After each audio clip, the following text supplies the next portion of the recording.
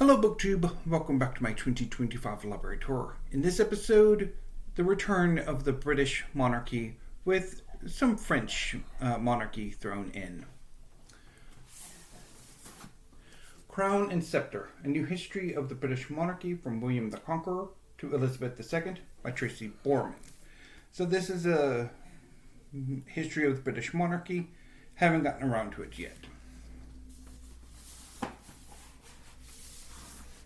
Moving across the channel, House of Lilies, the dynasty that made medieval France by Justine Fernhaber-Baker.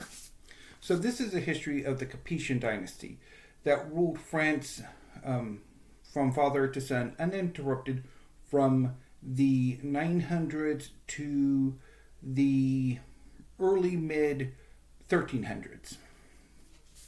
So from the 10th century to the 14th century, before that direct line ended and the French crown moved to a cadet branch of the Capetian dynasty, which became the Valois, who were then superseded by another branch, the Bourbon, and then Orleans.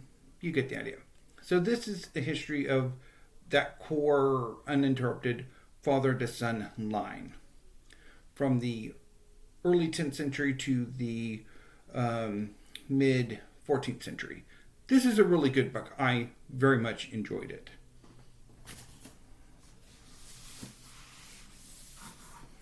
I also really enjoyed Two Houses, Two Kingdoms, A History of France and England, 1100 to 1300 by Catherine Hanley.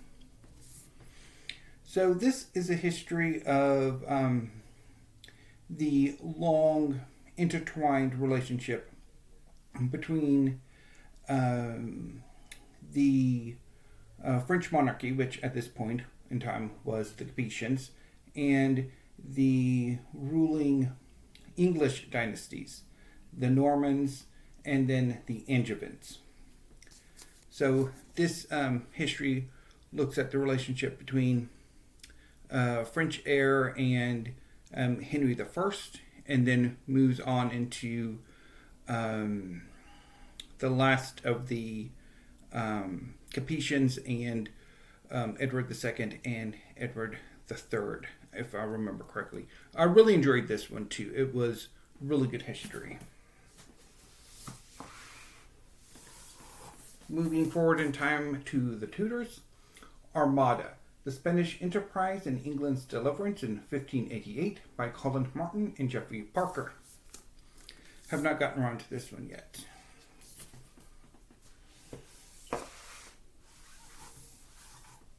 Nor have I gotten around to Tudor England, A History by Lucy Wooding.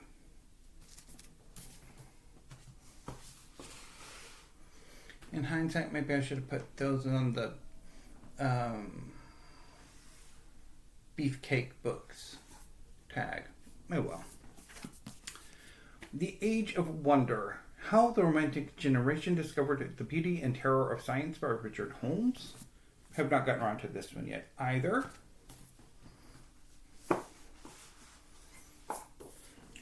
Nor have I gotten around to The Peace That Never Was, A History of the League of Nations by Ruth Hennig, which I got from the University of Chicago Press during one of its sales.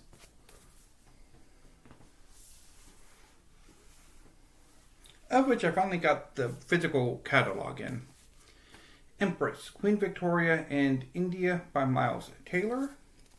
So this is a history of Queen Victoria's relationship to India.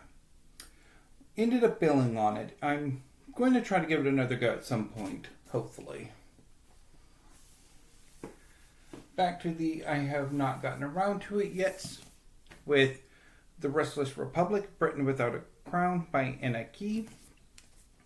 So this is the story of the interregnum, the period of time between the execution of Charles I and the restoration of Charles II. Or restoration of the English monarchy with the accession of Charles II. Matilda, Empress Queen Warrior by Catherine Hanley. So this is a biography of Matilda the first woman who should have been Queen of England, but was usurped by her cousin, King Stephen.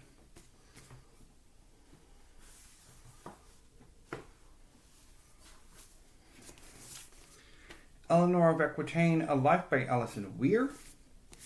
This is a really good biography of Eleanor of Aquitaine. I quite enjoyed it.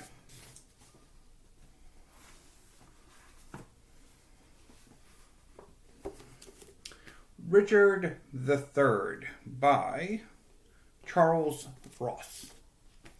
So this, I'm thinking, is a more academic biography of Richard III. Have not gotten around to it yet.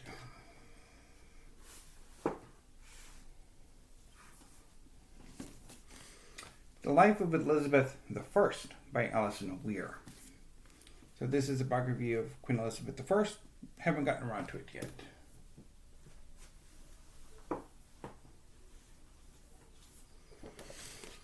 Life in a Medieval City by Joseph and Frances Guise. Haven't gotten around to it yet.